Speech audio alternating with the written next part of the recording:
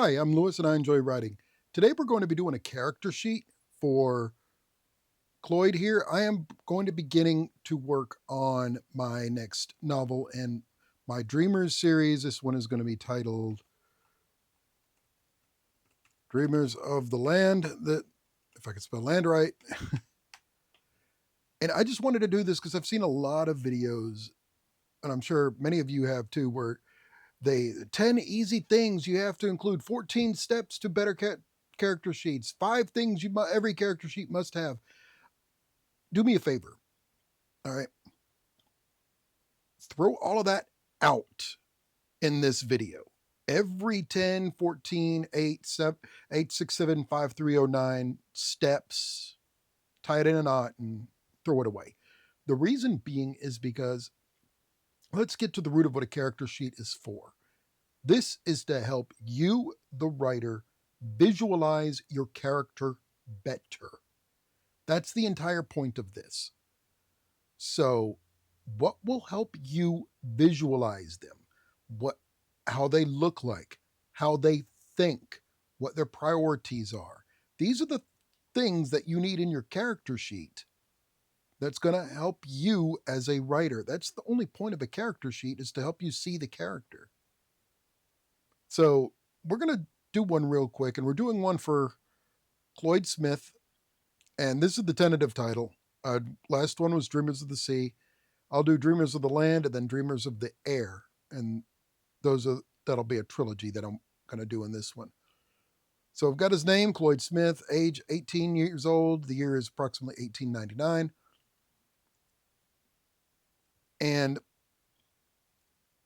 the description of Cloyd here: fox, 6 feet tall,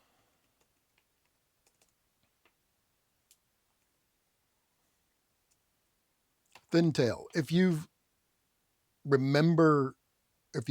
the Dreamers of the Sea, you know why his tail is thin. It hasn't recovered. It never will. Clothing, I'm putting that question mark in as what he wears. I'm going to have to look that up about the turn of the century, 1900 clothing. So that's going to be question mark here. Possible trousers, possible work shirt. There we are. So nothing big, nothing crazy. Again, this is just is a good jump start for me in my brain. Now, the way I write, I like to put what is most important to a person first, because this helps me visualize how the character is going to interact and to react to certain situations. For for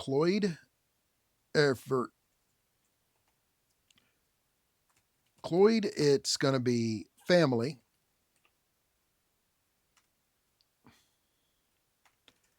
And for him, it's also going to be, now, thinking back him as a 9-year-old, when he was a 9-year-old in Dreamers of the Sea, what was really important to him was being heroic, like he saw his heroes doing. And then, of course, he learned his lesson in that.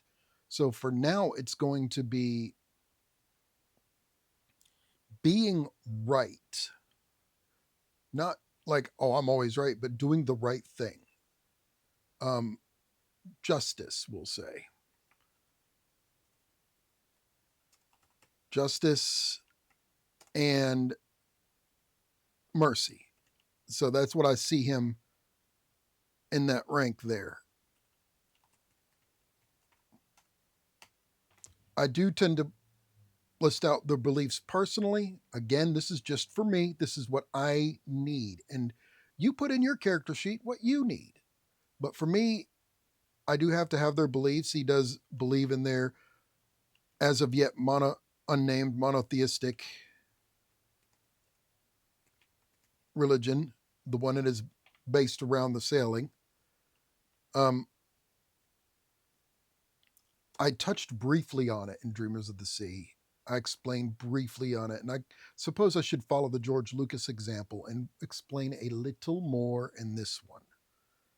But we'll see. Um,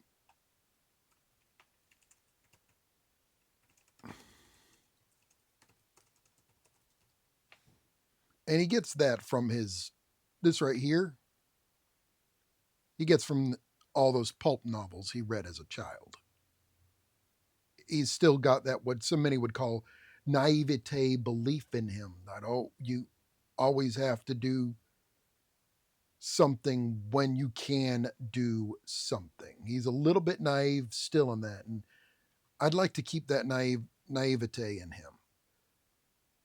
So, in essence, this is pretty much everything I need right now. Oh, I forgot something.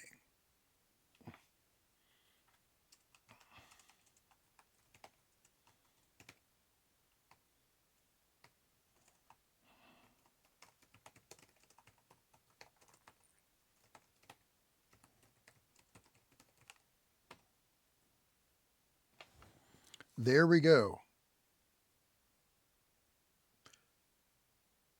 And that's pretty much his lot in life right here, as far as this goes. Now, this is very bare bones and basic because it is a bare bones basic. This whole document should change, and this is one of my weaknesses. As you write along in your story, this whole document is supposed to change with your story. So, whenever you finish your writing for the day, when I'm finished my writing for the day, I'm supposed to come in here and update this. What he's currently wearing, has his beliefs changed any? Where he is in the story, that is a lot of space down here. And of course, this is being digital. I can have as many pages as I want. So it's just a start. And this is how I start my character sheets. What do you need in yours? Um, Remember, this is all I need to visualize, and I can see Cloyd right now from this little bit. That's the only thing a character sheet is there to help you do. See your character and remember their place in the story. But that's just my opinion. What do you think? So that's about it for today. Thank you very much for hanging out. I've got books for sale on Amazon if you'd like to check them out. The links are in the description. And as it's apparently a YouTuber thing, I must say, please like, share, and subscribe. Thank you very much. Y'all have a good day and see you in the next one, hopefully.